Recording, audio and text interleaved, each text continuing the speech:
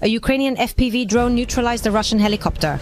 In the area of the village of Kotlyrivka in Donetsk region, operators of unmanned systems from the typical predators in the air unit destroyed a Mi-8 transport and combat helicopter using an FPV drone.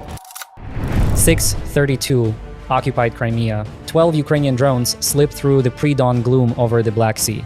They're not much to look at commercial airframes modified with military-grade hate, each carrying enough explosives to turn a helicopter into scrap. Their mission is simple: fly 47 minutes, find the Russian airbase, and delete every Mi-8 they can find. So far, it's been quiet. Too quiet. 47 minutes of flight time, skimming so low over the water that salt spray fogs their cameras. The Ukrainian operators watch their screens from a darkened control room hundreds of miles away, each drone represented by a steady green icon. Routine. Almost boring. That illusion shatters in the next 10 seconds. 6:45. A Russian radar screen. Somewhere in Crimea. The radar operator doesn't even blink when the contacts appear. Too slow for missiles, too fast for birds. Flying in the perfect straight line formation that no seagull would ever bother with. He knows exactly what he's looking at. Control, group of small UAVs, 12 units, bearing 275, range 60 kilometers. He doesn't reach for the missile launch button. He smiles. This is the fun part. 4 seconds later, his finger taps a different console. Activate pole 2-1. 6 hours, 45 minutes, and 4 seconds, Ukrainian control room. The first warning flashes red, navigation failure. Then another, position unknown. Then a cascade, altitude uncertain, GPS signal lost, integrity check failed. On the screen, the neat formation of 12 green icons dissolves into chaos. They're not just off course, they're spiraling, tumbling, looping in, impossible figure eights. It looks like someone dropped a magnet on a map of iron filings. The lead operator leans forward, his face lit by the frantic glow of the monitors. They've triggered electronic warfare. It's pole 2-1. They're not jamming us, they're feeding us lies. Here's what's happening inside each drone's brain. A GPS satellite signal is whisper quiet by the time it reaches Earth, about 1/4,000th of a watt. The drone's receiver listens for that whisper in a silent room. The pole 2-1 system is a rock concert in that same room. It broadcasts a fake GPS signal 20 billion times louder than the real one. The drone's receiver, designed to lock onto the strongest signal, happily believes the lie. It's now being told it's underground, then in space, then flying backwards at Mach 2. Its navigation, computer short circuits, trying to reconcile impossible data. The operator has about 10 seconds before his drones fly into the sea or tear each other apart. Switching to INS, inertial navigation, now. He throws the switch. INS doesn't need satellites. It works by measuring every tiny movement, every acceleration, every turn, and dead reckoning its way forward. It's like trying to walk through your house in pitch darkness after memorizing the layout. One small mistake, and you're hitting a wall. The drones shudder. The wild spiraling stops. They claw their way back to level flight, reforming into rough, staggered groups. But 2 green icons don't recover. They wink out collisions in the mid-air chaos. 10 drones remain. A tense breath is held in the control room. They're back on course, for now. 6:52. Russian Electronic Warfare Unit. Kashuba 4. The Russian operator watches the drones regroup and continue their inbound trek. He picks up a secure phone, a predator's grin on his face.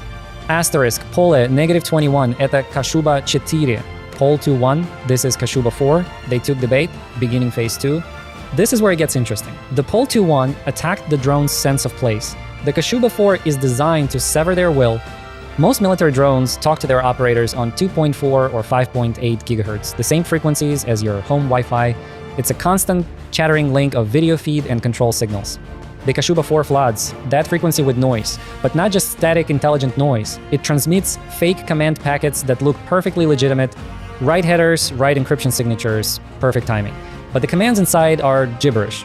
Turn left 90 degrees, altitude -500 meters, execute missile launch.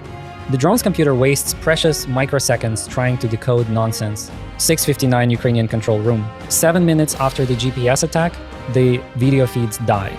One screen turns to static, pixelated blocks of gray, nothing. Then another, then all of them. The control inputs go dead. The operator pushes his control stick left, nothing. Pulls back, nothing. The telemetry shows the 10 Beaver drones flying straight ahead on their last heading, utterly ignoring their masters. They're jamming the command link. They're inside our signals. A countdown begins. Western drones have a failsafe. Lose connection for 30 seconds, and they automatically turn around and fly home. It's meant to prevent friendly fire. 20 seconds until the failsafe triggers. The lead operator's knuckles are white. He has an impossible choice. Option 1, let the failsafe activate. The drones turn for home, mission aborted. The Russians, who are absolutely listening for this, will know they won. The helicopters live. Option 2, flip the emergency switch. Activate the pre-programmed waypoints. The drones become autonomous cruise missiles following a route burned into their memory before launch. They will fly to the target area, use their cameras to find anything that looks like a helicopter, and dive. But once he does this, he can't call them back. No abort, no change of heart. 15 seconds. The operator sees the airbase layout in his mind, the satellite intel, the known positions of the Mi-8 seconds from 3 hours ago.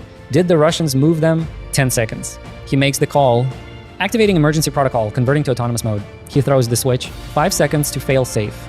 The screens stay black, but a new line of text flashes on the telemetry readout. Autonomous navigation active. Waypoint sequence initiated. The 10 drones fly on, now deaf, dumb, and blind to their operators. They are robots on a rail, with 41 minutes of fuel and a single-minded purpose. 7-1, Crimean coast, near Yevpatoria. A Russian Pantsir S. One air defense system sits camouflaged in a coastal grove. Its phased array radar panel, a grid of 7,000 tiny antennas, sweeps the sky 50 times per second.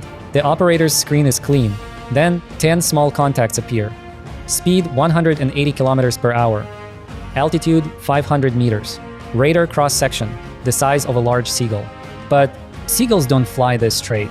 Or information, the computer instantly classifies them probable UAVs. The Pantsir is brutally efficient. 12 seconds from detection to launch, 4 seconds to confirm the track, 3 seconds for the computer to calculate the intercept point, not where the target is, but where it will be, 2 seconds to warm the missile's seeker head, 3 seconds for the commander's authorization. The operator watches the countdown. The drones have no idea they've been painted, they fly on, oblivious. Then, at 32 kilometers from the coast, they dive. Not a gentle descent. A near vertical, nose-down plunge from 500 meters to just 5 meters above the waves. In 8 seconds. It's not panic, it's programmed.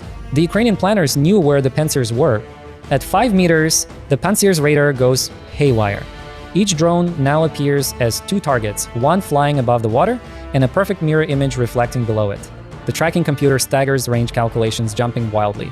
Is the target at 10 kilometers or 20? The operator swears, switching frequencies, boosting power. The drones are now skimming the waves, occasionally dipping so low their cameras get splashed. The Pantsir can't get a solid lock, but the coast is coming. 8 kilometers ahead, cliffs rise 50 meters out of the sea. The drones have to climb. The lead drone pulls up. The Pantsir's computer finally gets a firm solution. Authorize engagement. The operator squeezes the trigger. 257E, 6 missiles roar off the launcher. Then 2 more, 6 missiles in total, accelerating to Mach 3 inches under 2 seconds. They look like hypersonic spears of fire. The drone's response? Pure chaos. They pull vertical, climbing straight up like homesick angels. The missiles, locked in at Mach 3, cannot physically follow that turn. The G-forces would rip them apart. They overshoot their tiny radar seekers, frantically searching for a target that just vanished below them. The drones stall at the peak of their climb sitting ducks.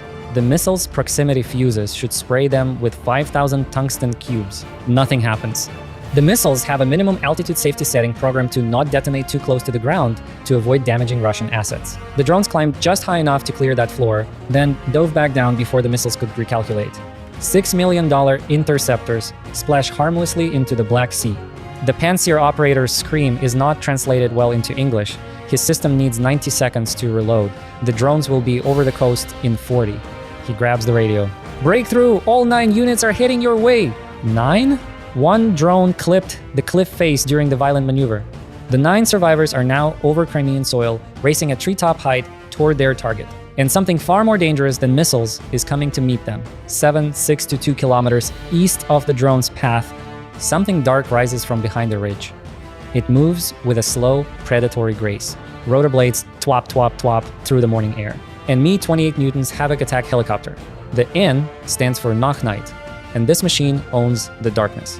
The gunner flicks on the OPS-28 thermal sight. Instantly, 9 bright white dots bloom on his screen. The drone's little piston engines glow like birthday candles at 3 kilometers.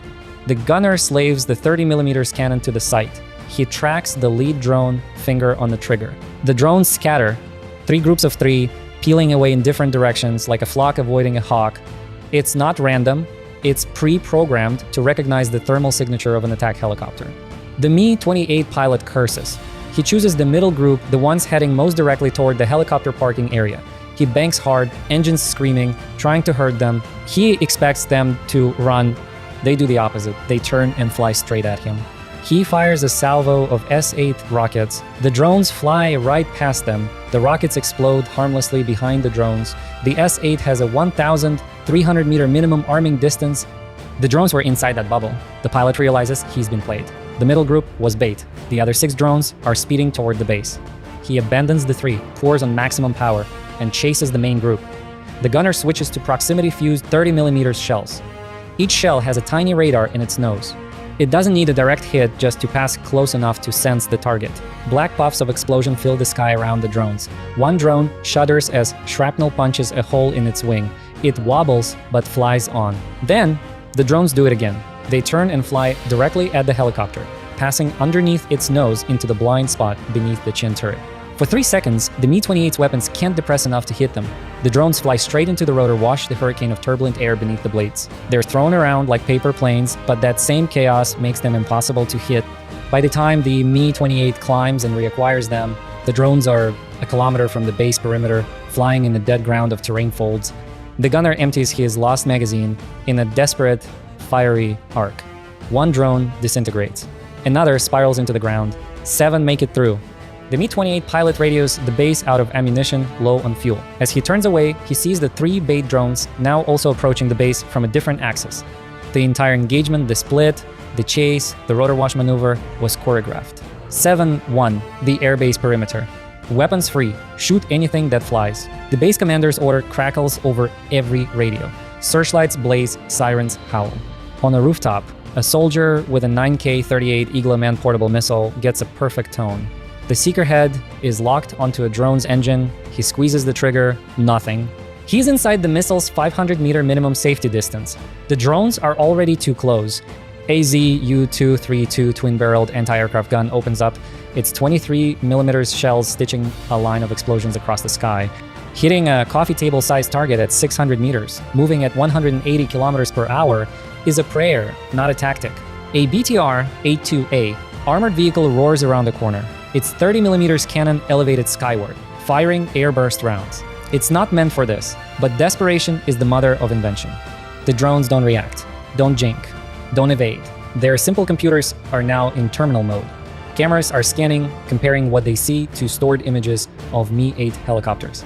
Algorithms are selecting aim points, fuel tanks, rotor masts, engine bays, 200 meters to the parking area. 150, 100.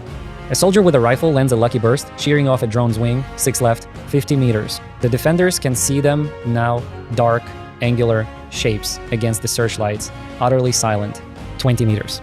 No hesitation, no self-preservation, 10 meters. Final calculations. Target lock. The next 3 seconds, Drone 1 slams into Mi-8 Havoc. Impact point. The main fuel tank behind the crew compartment, 1,450 liters of aviation kerosene, atomizes and ignites in a fireball that lights the morning sky. Drone 2 hits Mi-8 Havoc. This helicopter is armed loaded with 4 B-8 B-20 rocket pods, each containing 20 S-8 rockets. The impact detonates 1 warhead, triggering a catastrophic chain reaction. 80 rockets cook off in a series of deafening concussive blasts, shredding the helicopter and everything near it. Drone 3 ignores the inferno and streaks toward the 5Z J6U Nibo-U radar vehicle, the eyes of the air defense. It hits the hydraulic lift at the base of the 1-2 meter tall antenna array. With a shriek of tearing metal, the entire multi-ton structure topples, crushing its own control cabin. Drone 4 targets, Mi-8 Havoc. This one was a transport, but its cargo bay was full of ammunition crates, of rifle rounds, mortar shells, grenades. The impact doesn't just cause an explosion. It starts an uncontrollable ordnance symphony that will continue to detonate for the next 17 minutes. Drones 5 and 6, their primary targets already vanishing in flames, default to secondary programming. They dive into the largest heat source available, the heart of the growing inferno. Their explosions are lost in the maelstrom, silence. Then, the sound of alarms, shouts, and the crackle pop of burning ammunition. Epilogue. In a control room far away, the Ukrainian operators watched the last telemetry feeds die. Satellite imagery, hours later, will confirm the result. 3 Mi-8 helicopters destroyed. 1 critical radar system demolished. A secondary ammunition detonation. And a Russian airbase in chaos for days. The cost? 12 drones. A fraction of the price of a single Russian missile used to try and stop them. The lesson wasn't just in the explosives, it was in the script. The Ukrainians anticipated every Russian move. The GPS spoofing, the link jamming, the Pantsir ambush, the helicopter intercept. They programmed their simple, cheap drones to dance through the world's most dense air defenses by being unpredictable, by using the enemy's own rules and safety features against them. It was a symphony of low-tech cunning against high-tech might. And for the price of a handful of advanced missiles, Russia lost another piece of its grip on Crimea. What do you think was the most crucial moment in this attack? Was it the switch to inertial navigation, the low-level radar trick, or the way they used the Mi-28's blind spot? Share your thoughts below. This was a drone swarm. But what happens when the swarm gets smarter? What if drones start talking to each other, making decisions as a pack? What does the future of autonomous warfare look like? Comment below if you want a deep dive into the next generation of drone tactics like this breakdown. It helps us bring you more content from the cutting edge of modern conflict. Subscribe and hit the notification bell so you don't miss the next one.